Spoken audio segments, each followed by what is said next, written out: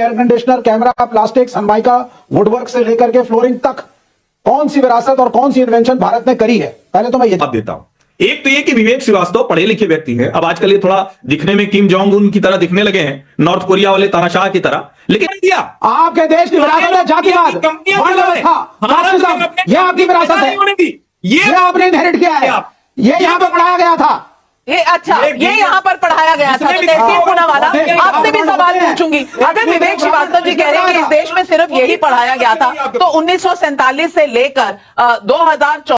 जय श्री राम मित्रों, इस डिबेट में आइए देखते हैं कि कैसे दोगला हिंदू विवेक श्रीवास्तव हमारे सनातन धर्म को नीचा दिखा रहा है और अनाप शनाप बोले जा रहा है। ये हिंदू होकर के ही कैसे हमारे धर्म को हमेशा नीचे दिखाने की कोशिश करता है और ये बोल रहा है कि योगी और मोदी सरकार खाली खुदाई वाला काम करती है और इसको ये भी नहीं पता है कि हमारे भारत ने विश्व को क्या क्या दिया है। जब जीरो दिया मेरे भारत ने तब दुनिया को गिनती आई, तारों की भाषा भारत ने इस दुनिया को सिखलाई। देता ना दशमलव भारत तो यूं चांद पर जाना मुश्किल था, धरती और चांद के दूरी का पता लगाना मुश्किल था। अगर मैं अपने भारत का ऐसे ही बखान करने लगूं तो उसके लिए एक सेपरेट बहुत ही लॉन्ग वीडियो बनाना पड़ेगा, लेकिन आप इस कमेंट में अपने भारत के बारे में कुछ ना कुछ जरूर लिखिएगा। और आइए इस डिबेट को हमारे साथ पूरा देखते हैं।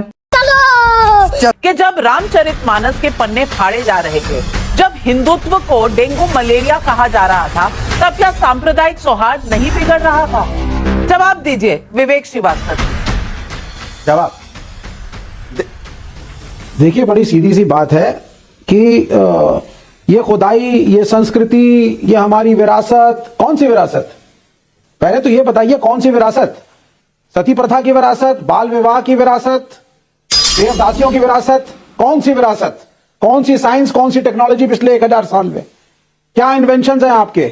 जिस कमरे में, स्टूडियो में मैडम आप बैठी हुई हैं, वहां पे air conditioner, camera, plastic, Sunmica, woodwork से लेकर के फ्लोरिंग तक कौन सी विरासत और कौन सी इन्वेंशन भारत ने करी है? पहले तो मैं ये जानना चाहता हूं। और सबका कोई ना कोई इतिहास होता है। आप गौरवान्वित फील करिए जब आप रूस को देखते हैं, जैसा अनुराग भदौरिया ने कहा, और कैंसर की एक वैक्सीन बनती है। यह कहा जा रहा है कि अगले 5 साल के अंदर हर 2 में से 1 आदमी को इस देश के अंदर कैंसर होगा, क्योंकि हम पेस्टिसाइड्स इत्यादि का उपयोग करते हैं, पोल्यूटेड एनवायरनमेंट में रहते हैं। साइंस एंड टेक्नोलॉजी पे डिबेट्स और डिस्कशंस और प्रोग्रेस के बजाय प्राइम मिनिस्टर योगी आदित्यनाथ, जो हमारे ऑनरेबल चीफ मिनिस्टर हैं, सबसे बड़े राज्य के, खुदाई में लगे पड़े हैं। साहब वोट डालो, हमारी विरासत, हमारी प्राइड, हमारी। आपकी कोई प्राइड नहीं है, आपका कोई एजुकेशन नहीं है। बड़ी मुश्किल से रोकी गई सती प्रथा इस देश में, यह आपकी विरासत है। आप थोड़ा शर्मिंदा फील करिए। और उसके बाद भी चाहे हिंदू हो या मुसलमान, हम पीसफुली कोएग्जिस्ट नहीं कर पाए। ये आप अपने लिए कह सकते हैं विवेक श्रीवास्तव जी, ये आपके निजी विचार जरूर हो सकते हैं, लेकिन इस देश में हर किसी को अपना तय करना पड़ेगा कि वो गौरव कहां से पाते हैं। आपके लिए ये गौरव का विषय नहीं होगा, कुछ लोगों के लिए है, हमारे लिए है। हमारी विरासत हमारे देश की गौरव है, मेरे लिए भी है। हर्षवर्धन त्रिपाठी जी हाथ उठा रहे हैं। हर्षवर्धन त्रिपाठी जी, और पर लगता है विवेक श्रीवास्तव जी अपने बारे में कह सकते हैं, क्या सारे देश के लोगों के बारे में कह सकते हैं कि उनके लिए गौरव का विषय नहीं है? दुनिया को नविका जी, विवेक जी, मैं आपके बीच में नहीं बोल रहा था, शांति से सुन रहा था। अब 2 मिनट चुप हो जाइए। जी जी। विवेक श्रीवास्तव जी ने एकदम स्पेसिफिक जो सती प्रथा और दूसरा कहा कि हमने खोजा क्या, कौन सी विरासत, इन दोनों को मैं बस एक लाइन में जवाब देता हूं। एक तो ये कि विवेक श्रीवास्तव पढ़े लिखे व्यक्ति हैं। अब आजकल ये थोड़ा दिखने में किम जोंग उन की तरह दिखने लगे हैं, नॉर्थ कोरिया वाले तानाशाह की तरह, लेकिन उस तरह की मानसिकता नहीं होनी चाहिए, उस तरह की बुद्धि नहीं होनी चाहिए। ये बचना चाहिए। नॉर्थ कोरिया अच्छी कंट्री है, ये उससे बचना चाहिए। क्यों? जब आप सती प्रथा कहते हैं तो सती प्रथा जहां मुगल आक्रांता आए वहां राजपूतों में सती प्रथा चली, वही सती प्रथा थी जिसको लेकर कम्युनिस्ट इतिहासकारों ने देश के हर हिस्से। अब आप चुप रहिए, एक मिनट पूरा करने दीजिए, फिर आप बोलिएगा। उन्होंने इसको फ्रॉड बर्बाद किया और कहा ये हमारे ही बीच के हिंदू समाज सुधारकों ने सती प्रथा को बंद कराया, नंबर 1। अब नंबर 2, ये ज्यादा बड़ा है और इसको अभी जितने लोग नविका जी आपका शो देख रहे हैं वो ध्यान से सुने। दोबारा विवेक श्रीवास्तव जैसी बौद्धिक बेईमानी कोई नहीं कर पाए। आज 23 दिसंबर है। 22 दिसंबर 1887 को इस देश में एक व्यक्ति हुए थे, श्रीनिवास रामानुजन अयंगर, दुनिया के सबसे बड़े गणितज्ञ में से माने जाते हैं। मैथमेटिकल एनालिसिस में उनका कोई जोड़ नहीं है, नंबर थ्योरी के वो जनक माने जाते हैं, इनफाइनाइट सीरीज के जनक माने जाते हैं, और उनके आगे दुनिया में कोई ऐसा विद्वान नहीं पैदा हुआ जो उनको गणित में चुनौती दे सके। और विवेक श्रीवास्तव को शर्म आ रही, शर्म आपको अपने ऊपर आए। हमारे पुरखों की विरासत से क्या लेना समृद्ध है, हम दुनिया को देने वाले हैं। और मैं आपको नाम भी बता रहा हूं, इतिहास बता रहा हूं। एक आदमी ढूंढ के लाए हो 150 साल में, कमाल कर दिया, कमाल कर रहे हैं। आपको लग रहा है एक ही आदमी था? मैं पूछना चाहती हूं कि एक ही आदमी था इस देश की विरासत में? राकेश त्रिपाठी जी, मुझे लगता है विपक्ष होना सही काम होता है, लेकिन विपक्ष में रहकर एक तरह से मानसिक संतुलन खो जाना वो क्या सही है? क्या आज विवेक श्रीवास्तव जी यही नहीं दिखा रहे?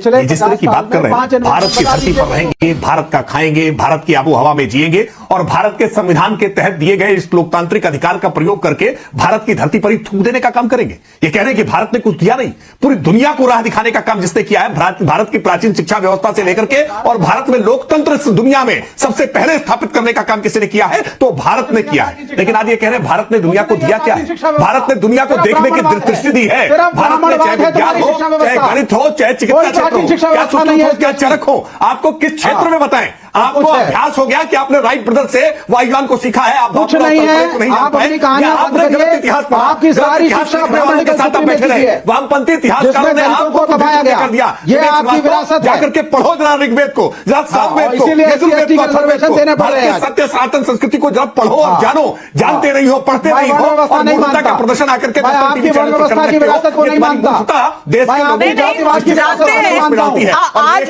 सारे दर्शक समझ गए हैं कि आपके लिए नॉर्थ कोरिया ही आपका एग्जाम्पल है। मैं सारे दर्शक समझ गए हैं। मैं सिर्फ लाइटर नोट पे कह दूं, आजकल फ्लाइट टिकट्स पर डिस्काउंट चल रहा है। अगर आप टिकट खरीदना चाहें तो संपर्क कर लीजिए, कहीं पर कोई ना कोई दिलवा देगा। आज श्रीवास्तव कह रहे हैं कि अच्छा अलग अलग क्षेत्रों का बताइए। अब फिर मैं पुराना बताऊंगा तो 1887 19वीं तो ये परेशान हो जाएंगे, पढ़ते लिखते हैं नहीं। अच्छा चलिए आज का सुनिए, हिंदुस्तानी इन्वेंशन बता दो, 10 साल में 3 इन्वेंशन बता दो। यार इंदिरा नुई, निकेश अरोड़ा, जयश्री, अरे वो कुछ नहीं, वो वहां के देशों में जाकर के उनके सिस्टम में काम कर रहे हैं। अपने देश का बताओ, आगे सुनिए, अपने देश में बताओ यहाँ बैठ के किया क्या है। बहुत अच्छी बात, बहुत हिंदू मुसलमान की लड़ाई के अलावा कुछ करा है पिछले 10 साल में?